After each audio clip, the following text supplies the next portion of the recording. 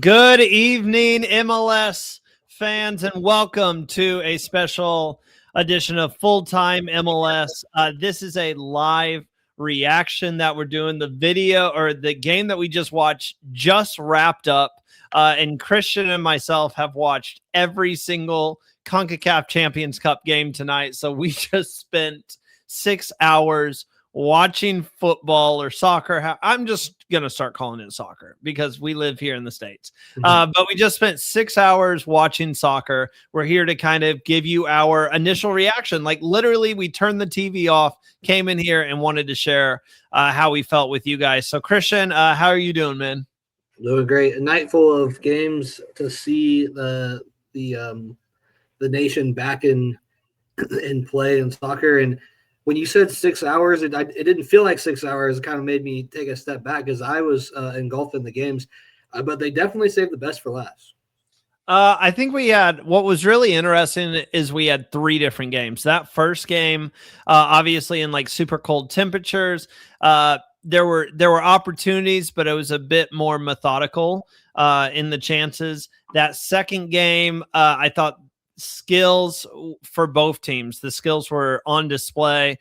We got a back and forth. And then, I mean, this third game, it's everything you could ask for an MLS fan because that's what we're here to talk about. We'll touch on the other two games at the end of this stream here, but we're here to talk about, obviously, we're an MLS podcast, and we got to see our first little taste of MLS action this evening when San Diego went up against Pumas. We're talking about some Mexican giants, and they have found a lot of success in the CONCACAF Champions Cup over the years. San Diego, last year they impressed as an expansion side, winning the Western Conference. Nobody had that on their 2025 bingo card. And now they enter CONCACAF Champions Cup as the new boys. Once again, this is their first kind of taste into this action. And it looks like they haven't missed a beat. I mean, they looked like the dominant side for the entire duration of the game. Pumas was on the back foot. They got that goal in the, I believe it was 12th minute. Yeah, 12th minute. Morales had a remarkable bicycle kick. And it was such against the run of play. Like they had barely touched the ball at that point. And to me, and Christian and I, as we were texting, we disagreed on this. To me, Pumas just immediately sat back. You know, they were waiting for possibly the counterattack. And then it really became apparent in the second half that they were parking the bus.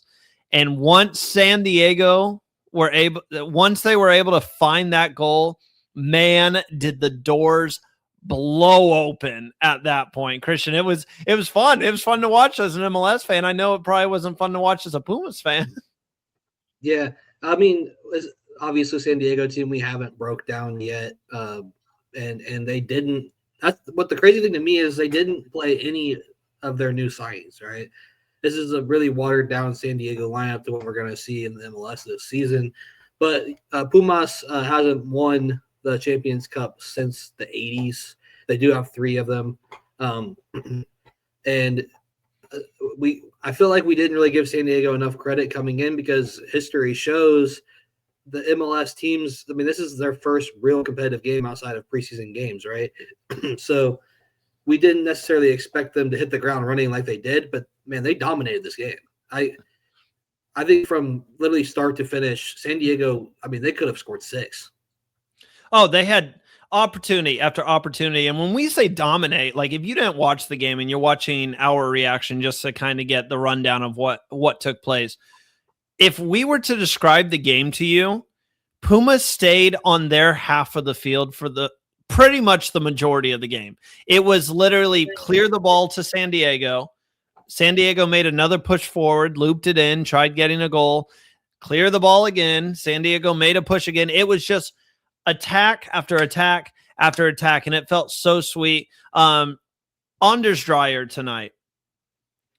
Christian, I don't know if he can get to this level in MLS. I see this as being a guy, if he played like he did tonight, we have an MVP candidate this year. He was absolutely incredible. He reminds me, like I said this earlier, kind of like it could be the next Carlos Heel, you know, a guy who is going to score double digits every year and assist double digits every year. I mean, he had, I think it was 19 and 19 last year. and then I think he had 2 or 3 tonight.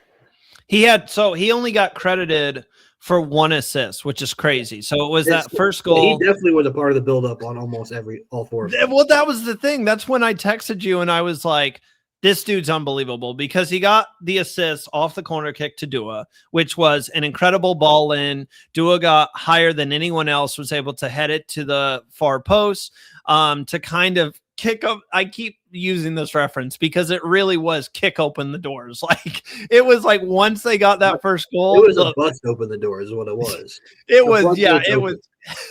It was kick open the damn doors. I kind of want to give a kind of a feel for if anyone wasn't able to catch the game and they're tuning in to get a feel for it.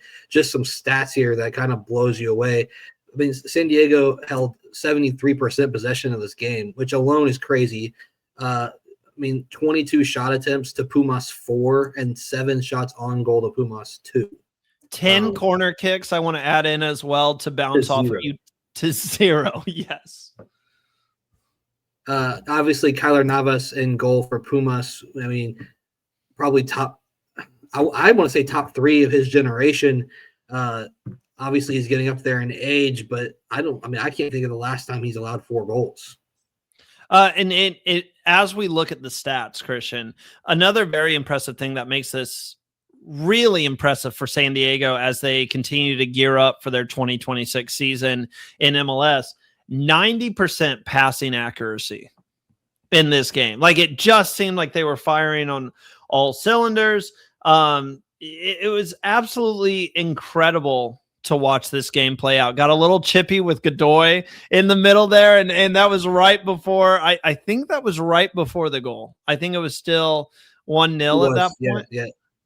Yeah, it was right before they scored, and they kind of cut to Godoy right after the goal, and he was kind of showing it out a little bit, because what had happened, if you didn't see it, Godoy was the ball had gone out of bounds. Godoy was going to get it, and a player from Pumas, I don't know the name off the top of my head, kind of gave him a little shove, and then Godoy shoved him back when he came in, and they got a little face-to-face, and then other players joined in.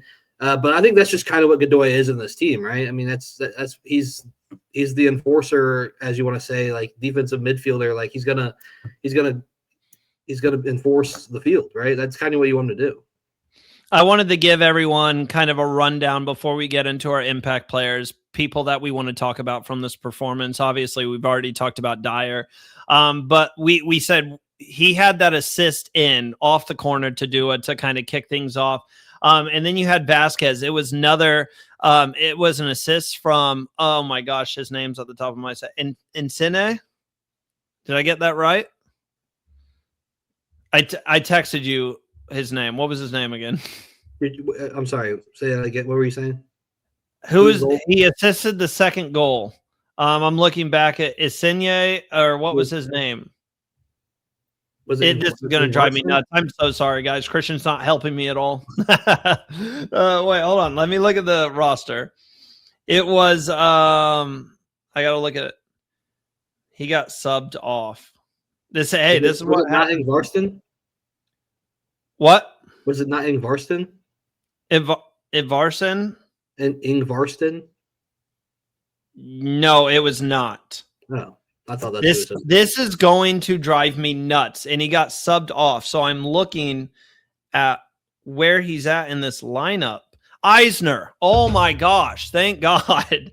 It was the guy I texted you about when you thought it was Dyer. I said, no, it was Eisner, and I couldn't remember off the top of my head. That was a tough watch. Anyways, Eisner had a great cross in again to the far post. That went to Vasquez. Vasquez did a diving header in to put him up 2-1. And then Christian's dude from Nottingham Forest, I'm sure he'll talk about a little bit, Mighton, he got to get in on the fun. And this was one of the goals that Dyer got it started again, was able to do a great through ball, crossed over to Mighton as he put it in. And then the last goal, I don't know what Pumas was doing, Christian. Like, it was just a mess. The back line, there was like 2 Pumas players fighting for the ball. All they needed to do was clear it. Bombino just rushes in and taps it in. Mm-hmm. Like, they're not clearing it all. I think it was Well, at this point, I think Pumas is on their heels. I think they allowed that goal, and like we said, that first goal kind of caught them off guard because at this point, the first half, Pumas was doing a really good job of getting back and getting into their roles defensively. The second half, they came out of the locker room and was 100% parking the bus. I mean, even on the attack, you had one guy up trying to push and if they were going to try and score on the second half, but there were still 10 guys staying back. I think once that first goal went through was something that they did not expect to happen. They expected to head back to Mexico City up 1-0. Well, Christian, let's go ahead and get to our impact players. I mean, I'm going to let you go first because I think you know who I'm going to be talking about. Christian and I were texting during the game, and there was a player that I would not shut up about, so he probably knows where I'm going. But who really stood out to you performance-wise on this one? I mean, there's two guys you're going to go for, and I'm going to let you have them because you're going to have the obvious one.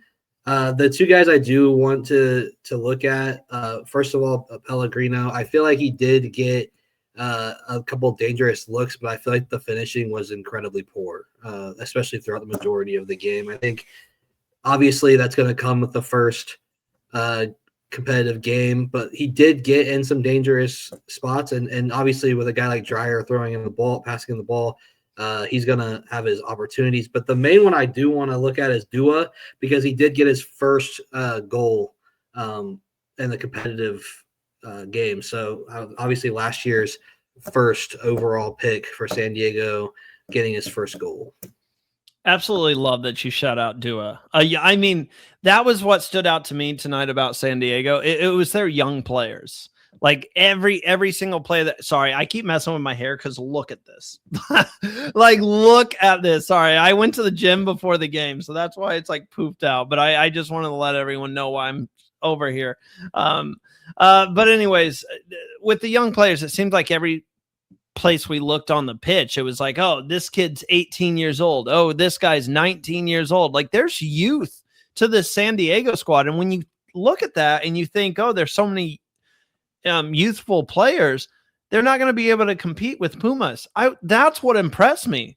We had so many young players on the pitch that just played so well. The player that I kept alluding to, someone I want to go to, is Bombino was sensational in this one.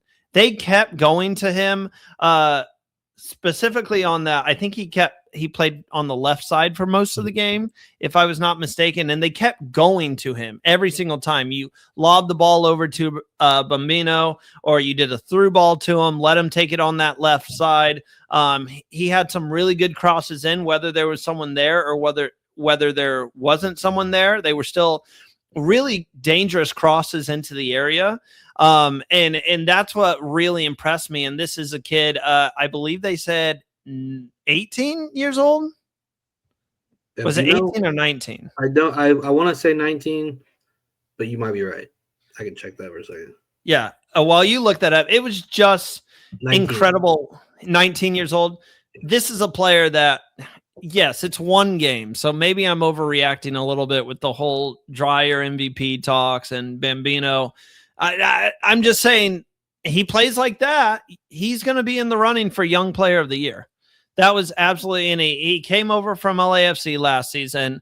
Maybe this was just a really good game from him. He is young. You know, we can tend to see inconsistencies with young players, but I want to see if he keeps this up, because the entire time I was watching this game, I was really impressed. And with this, you know, the other player you were probably alluding to was Dreyer. I mean, I just can't say enough about Dreyer. He was definitely player of the game. Even though he only got one assist, you could pretty much credit him with 3 assists total, because 2 of the goals, he had that hockey assist, through ball in, the other player crossed it in, and then San Diego was able to start scoring. And Christian, as we kind of wrap up the conversation on this game, I know we're not sitting here. We're not going to like look at their 2026 outlook and stuff like that, because we're going to have a whole separate video reminding you guys, make sure you subscribe to the channel as we have team previews for every single team coming out. And we're going to get to San Diego eventually, and we'll do our full breakdown of the roster and what to expect. And there were people missing in this game, as Christian stated. Some of the new signings, there was a big time defender who missed this game, who wasn't able to play, and that shocked a lot of people. But I think as I look at this team, they were just, and yes, Pumas they've had their struggles in the league as well, barely making the playoffs last year in Liga MX. And they had to beat Cruz Azul on the last day to get into the playoffs, and that was like a shock win. But the thing that I want to say is the only thing that I think this team is missing is a number 9. Like, if this team gets a number 9, they can win MLS Cup. I think that's the only thing, because I wasn't too impressed with I'm going to say his name wrong. Let me make sure. Ingvarfsten. Mm-hmm. I know he missed time last year due to injury. They kept bringing that up on the stream, but from what I saw, I wasn't too impressed with him. But if they get a DP number 9 or a DP winger or something like that, watch out. This is going to be a nasty team. Yeah, I mean, I think before we break this team down, we're still going to be able to see the game in Mexico City. I probably expect with them going in up 3 goals to kind of play another watered down lineup. Maybe we get to see Lewis Morgan step in and play and see what that looks like with him in the midfield. But, I mean, again, like you hinted at, Pumas struggled last season, but we are in a new season, and currently Pumas has played 4 games in Liga MX, has allowed 2 goals in the 4 games, and then came out and allowed 4 tonight. So I think, like you said, small sample size, but, I mean, if I'm only basing off what I've seen, and I can only do so, San Diego looks like they're going to be another threat in the West. Yeah, I couldn't agree more. That's what I kept texting Christian during the game too, and I tweeted it as well. I was like, this team's going to be scary in the West once again. Well, that does it, I think, for this game. Christian, we did watch the other 2 games where we saw Club America go to Olympia, and they got a late winner to win 2-1. And then we saw Forge FC was able to get their first point in Champions Cup history. Draw. They ended up getting a draw with Tigres. In like super cold temperatures. It was like -17 Celsius. Yeah, I think that's the excuse for Tigres in this one. It's another one that Tigres kind of dominated possession at 67%, but the shots and attempts were a lot more even, as we had 18 with Tigres and 10 with Forge. I do think Forge kind of surprised me, though. I expected Tigres to come in and pull out the win here and take it back to Mexico, which I still think going back to Mexico, Tigres will probably still win this 2 or 3-0 on aggregate, maybe even 4. I think Tigres will definitely make up for having to play in 28-degree Fahrenheit weather in Canada.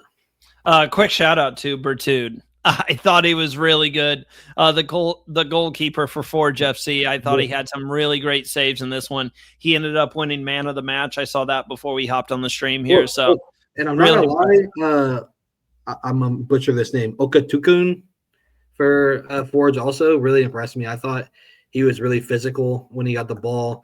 He took on a couple defenders on Tigres. I mean, I think that he played really well as well. I think that Forge definitely put in a good game.